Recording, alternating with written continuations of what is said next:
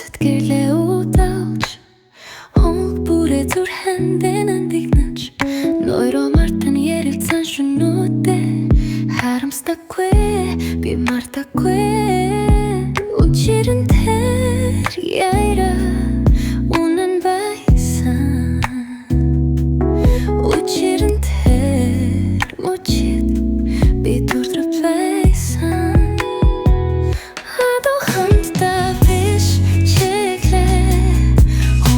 би харамсахгүй учирын би чин сэтгэлээсээ хайлаасан учирын тэр буруу цаг хугацаа байгаагүй цаг хугацаа урсаар хуцанч цэжингүнийг үлдээгээд явсан ч өнгөрсөндөө би гомохгүй дурсан өнөөдөр би инамсэглэн ухтаг учирын тэр